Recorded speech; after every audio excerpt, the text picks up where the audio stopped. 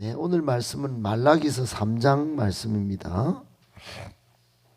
구약성경 1329쪽 말라기 3장 1절부터 8절까지,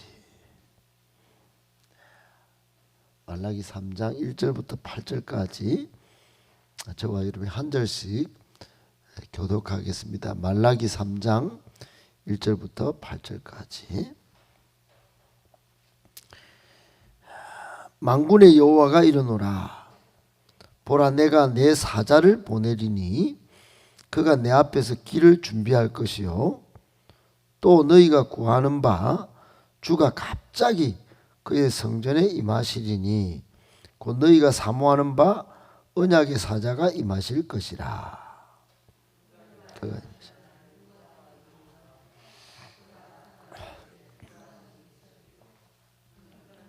하는 자의 불과 표백하는 자의 잿물과 같을 것이라. 그가 은을 연단하여 깨끗하게 하는 자 같이 앉아서 레위 자손을 깨끗하게 하되 금 은같이 그들을 연단하리니 그들이 공의로운 제물을 나 여호와께 바칠 것이라. 그때 유다와 예루살렘의 봉헌물이 옛날의 고대와 같이 나 여호와께 기쁨이 되려니와 내가 심판하러 너희에게 임할 것이라. 점치는 자에게와 간음하는 자에게와 거짓 맹세하는 자에게와 품꾼의 싹스에 대하여 억울하게 하며 과부와 고아를 압제하며 나그네를 억울하게 하며 나를 경외하지 아니하는 자들에게 속히 정언하리라. 만군의 여호와가 말하였느니라. 나 여호와는 변하지 아니하나니 소멸되지 아니하나니. 만군의 여호와가 이르노라. 너희 조상들의 날로부터 너희가 나의 규례를 떠나 지키지 아니하였도다. 그런즉 내게로 돌아오라. 그리하면 나도 너희에게로 돌아가리라 하였더니 너희가 이르기를 우리가 어떻게 하여야 돌아가리까 하는도다. 사람이 어찌 하나님의 것을 도둑질하겠느냐. 그러나 너희는 나의 것을 도둑질하고도 말하기를 우리가 어떻게 주의 것을 도둑질하였나이까 하는도다. 이는 곧 11조와 봉헌물이라. 아멘. 할렐루야. 하나님의 은혜가 함께하기를 바랍니다. 오늘 말씀 세 가지로 정리해서 묵상하겠습니다. 첫 번째, 지금은 은혜의 때고 구원의 때입니다. 여러분 고린도 후서 6장 2절에 보면 바울이 표현하기를 보라 지금은 은혜 받을 만한 때요 보라 지금은 구원의 날이로다 그랬어요. 바울의 해석에 의하면 지금 신약 시대를 사는 성도들에게는 더 이상 은혜를 구할 다른 대상이 없다. 지금은 더 이상 구원자를 기다릴 이유도 없다. 왜? 예수님이 오셨기 때문에. 예수님이 은혜 그 자체고 예수 그리스도를 통하여 죄 씻음 받고 하나님에게로 갈 길이 열렸기 때문에 은혜 받을 만한 때고 예수 그리스도 십자가의 도가 멸망하는 사람들에게는 미련하다. 아주 그것과 되겠나 이렇게 하지만 구원을 받는 우리에게는 하나님의 능력이라 고린도전서 1장 18절에 그랬으니 이 십자가 예수 그리스도면 충분한 것이에요. 그런데 구약시대는 달라요. 구약시대는 하나님께서 구원자를 보내주시겠다고 계속 말씀하셨어요. 예수님이 오시기 전이니까 사람들은 구원자를 기다렸겠지요. 그런데 그 약속을 믿지 않으니 이것도 하나님 편에서는 답답한 노릇입니다. 그래서 하나님은 다시 오늘 3장에 말라기 예언자를 통하여 내가 내 사자를 보내겠다. 구원자가 오기 전에 확실한 말씀의 사자, 말씀을 전하며 가르치면서 구원자가 올 길을 예비할 자를 보내겠다. 여기서 내 사자는 예수님 오실 길을 예비했던 세례 요한이겠지요. 그리고 1절 후반절에 보면 너희가 구하는 바 주가, 너희가 기다리는 바 주가, 너희가 원하는 바 주가 갑자기 그의 성전에 임하시리니 곧 너희가 사모하는 바 언약의 사자가 임하실 것이라 그랬어요. 하도 말라기 예언자 때에 이스라엘 백성들의 신앙 상태가요, 여러분 정말로 엉망이었어요. 기다림도 없고 사모함도 없고 그냥 마음속에 오로지 자기들만 있었어요. 그래서 말라기서 1장부터 우리가 봤지 않습니까? 내가 너희를 사랑한대 이렇게도 어떻게 우리를 사랑했습니까? 어떻게 우리가 주의 것을 도둑질했습니까? 그렇게 따지면서 드는 그런 백성들, 그냥 막 내가 막 구원자고 뭐고 막 다 막 심판주를 보내가 막 싹 쓸어버리겠다 이러고 싶으신데, 한 번 더 하나님이 너희를 참 구원자를 내가 보낼게 이렇게 약속하시는 것입니다. 여러분 말라기 2장 17절에 보면 우리가 어떻게 주님을 괴롭게 했습니까? 어떻게 하나님을 괴롭게 했습니까? 정의의 하나님 어디 있습니까? 우리가 포로로 갔다 온 거 모릅니까? 막 이런 마음으로 당시 성전이 완공되면 막 그냥 막 압제해서 해방되고 막 기대를 막 엄청 갖고 있었을 텐데,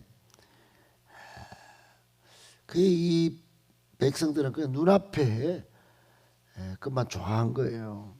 눈앞에 것만 풀리면 하나님 믿어주고, 그렇지 않으면 막 계속 어떻게 그렇게 따졌던 사람들이 이 말라기 시대 백성들입니다. 여러분 우리는 어떨까요? 우리도 똑같습니다. 지금은 바울이 말한 대로 이미 예수님이 오셨고 믿기만 하면 아무나 갈 수 없는 천국, 아무나 누릴 수 없는 영생 구원을 누리는데도 그 믿음을 소유하고 엄청난 특권, 요한복음 1장 12절에 보면 영접하는 자 곧 그 이름을 믿는 자들에게는 하나님의 자녀가 되는 권세를 누리고 예수 이름이면 귀신도 떠나가는 권세를 다 줬고, 그랬는데도 불구하고 눈앞에 그 보내준 적이 있습니까? 뭐 어떻게 좀 집안 뭐 이 형편이 이렇게 뭐 어떻게 뭐 사랑해도 정표가 있습니까? 뭐. 여러분 이러는 백성들을 본다면 하나님이 정말 답답해 미칠 노릇이 아니겠습니까?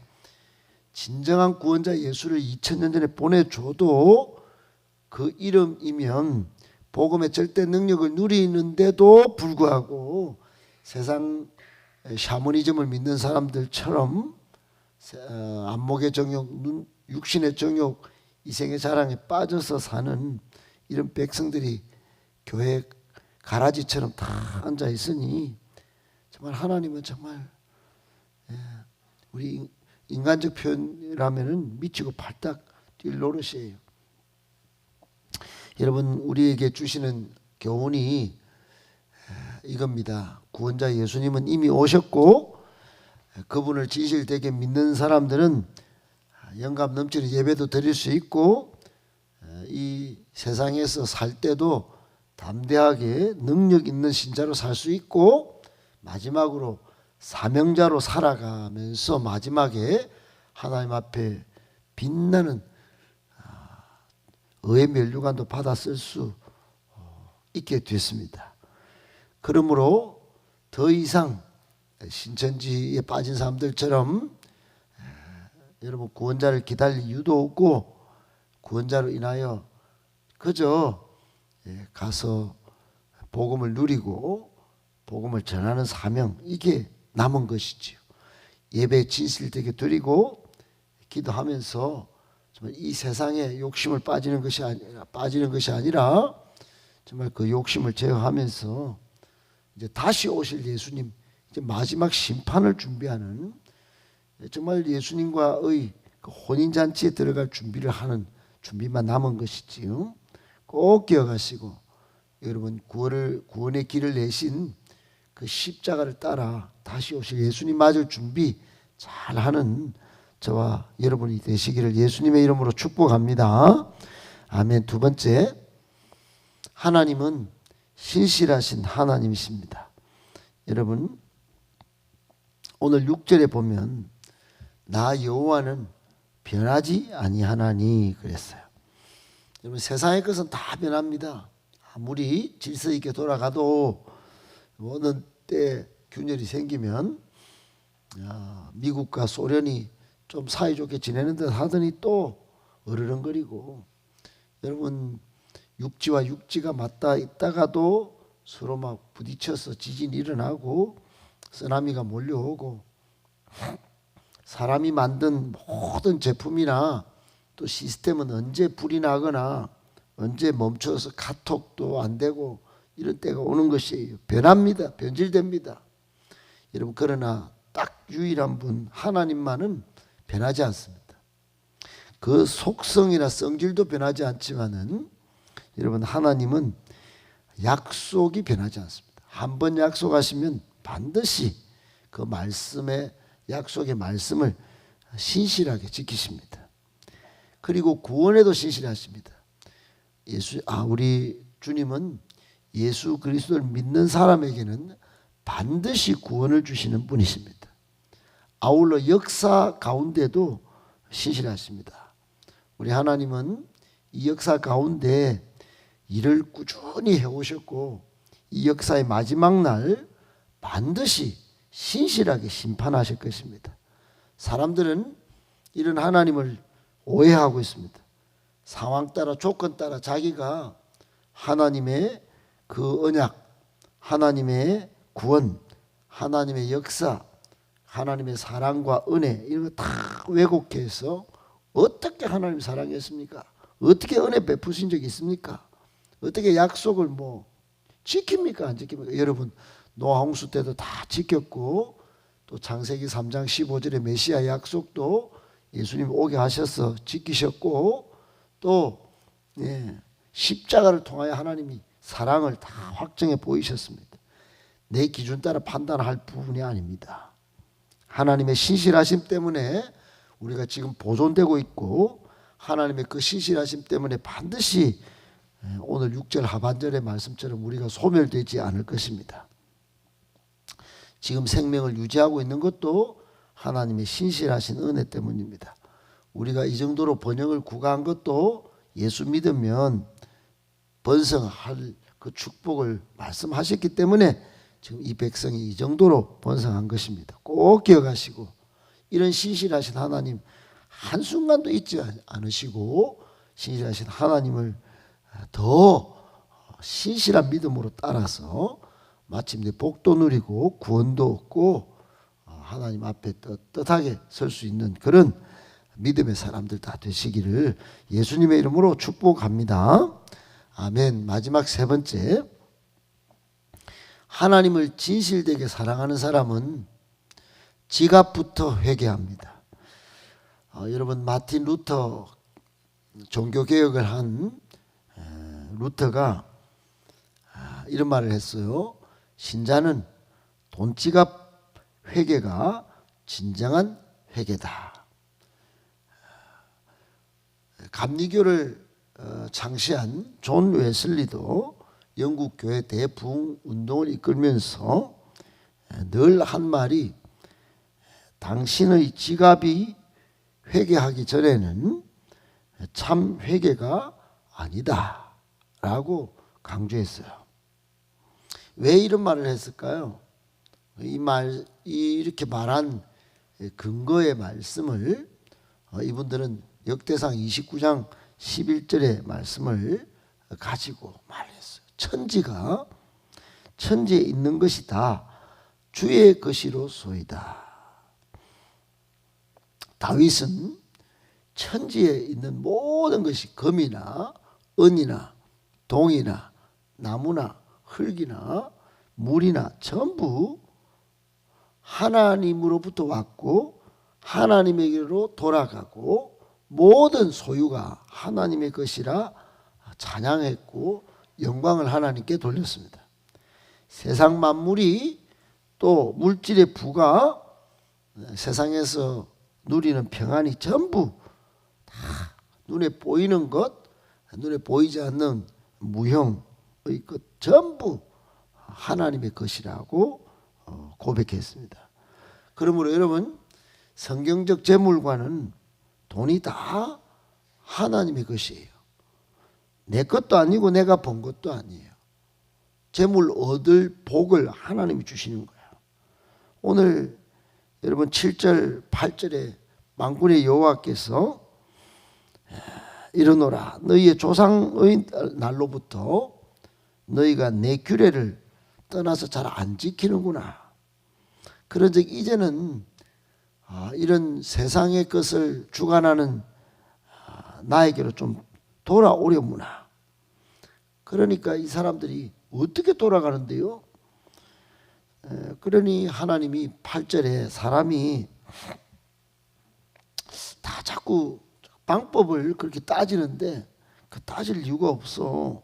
너희들이 자꾸 하나님 것을 도둑질하니까 돌아오기 싫지. 솔직히 나의 것을 너희는 도둑질하고도 말하기를 어떻게 우리가 도둑질했는데요. 자꾸 그렇게 몰아붙입니까?